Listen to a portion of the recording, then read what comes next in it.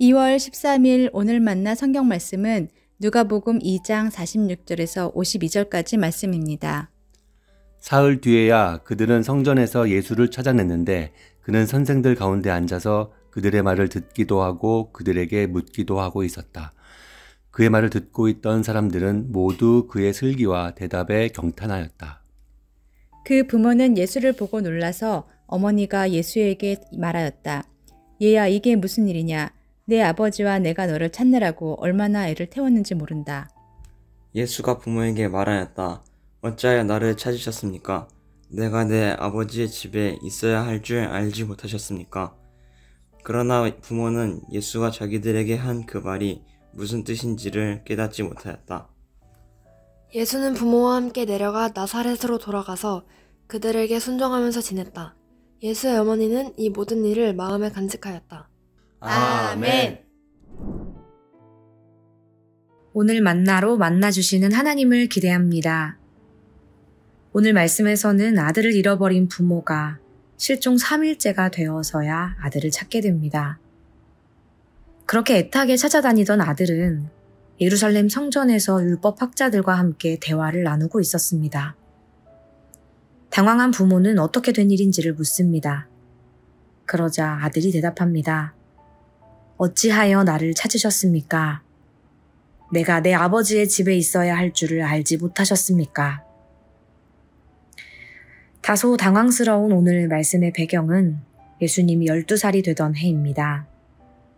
유대인들에게 있어 12살은 부모의 보호와 통제 아래서 어린아이로 자라가는 마지막 시기였습니다. 이때를 기점으로 13살부터는 성인으로 인정받았기 때문입니다. 6월절, 77절, 초막절과 같은 큰 명절이 되면 율법을 따라 모든 성인 남성들이 예루살렘으로 향했습니다.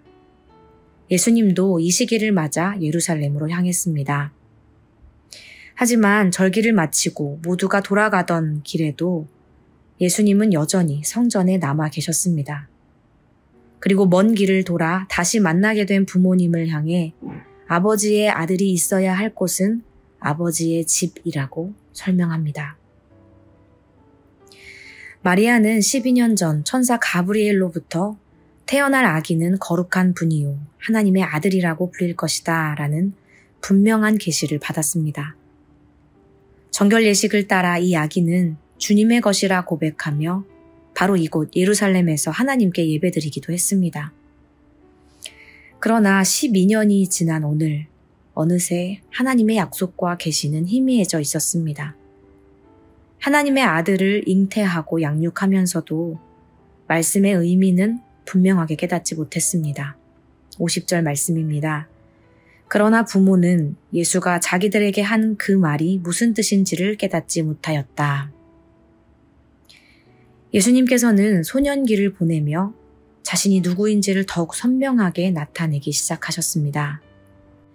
반면 육신의 부모는 이를 이해하지 못했습니다. 그럼에도 불구하고 그의 부모는 이해되지 않는 모든 상황을 받아들이며 마음에 간직합니다. 51절 말씀입니다.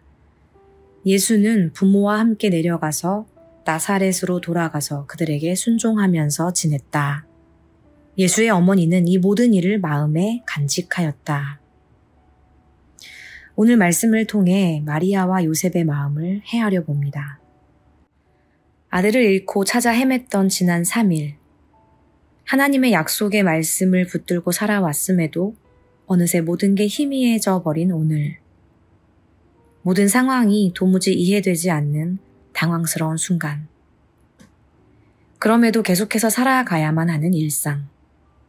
오늘 이 말씀은 마리아와 요셉뿐 아니라 하나님을 믿고 삶의 주인으로 고백하며 살아가는 그리스도인이라면 누구나 언제든 경험할 수 있는 일이 아닐까 싶습니다. 예수님이 여전히 그 육신의 부모님과 그리고 우리와 동행하고 계심에도 불구하고 말입니다. 이럴 때 우리가 할 수 있는 일은 이 모든 일을 마음에 간직하는 것입니다. 마음에 두는 것입니다. 먼 훗날 예수님께서는 예루살렘 그 자리에서 6월절 어린 양이 되셨습니다. 모든 사람의 죄를 대속하기 위해 친히 십자가를 지셨습니다.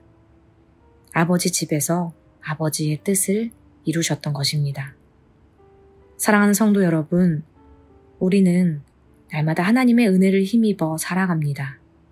하나님의 말씀 붙들고 예수님과 동행하며 살아갑니다. 하지만 여전히 모든 것, 모든 상황을 이해할 수는 없습니다. 한순간 한순간을 마음속에 간직하며 하나님께 묻고 구할 때 깨닫게 하시고 하나님의 섭리를 나타내 주시리라 믿습니다. 가정, 일터, 자녀에 대한 삶의 모든 고민과 질문들을 흘려보내지 않고 무심히 여기지 않고 날마다 마음에 담아 하나님의 도우심을 구하는 우리가 되길 소망합니다. 기도하겠습니다. 하나님, 마리아와 요셉의 모습을 통해 우리가 나아가야 할 길을 성찰하게 하시니 감사합니다. 하나님의 말씀, 예수님의 사랑, 이해하기엔 부족하고 연약하지만 성령 하나님 깨닫게 하시고 나타내 주옵소서. 예수님의 이름으로 기도합니다. 아멘. 이제 2가지 기도 제목으로 함께 기도하겠습니다. 첫째로 말씀을 기억하며 기도하기 원합니다. 희미해져가는 은혜와 사랑을 다시금 새롭게 하시며 붙잡게 하시는 하나님의 뜻을 분별하게 하옵소서. 성령 하나님의 도우심을 구합니다. 날마다 신실하신 하나님의 뜻을 깨달아 알게 하옵소서. 둘째로 환경 선교를 위해 기도하기 원합니다. 하나님의 은혜와 사랑을 망각하듯 우리에게 선물해 주신 아름다운 자연과 환경에 대한 감사를 잊을 때가 많습니다.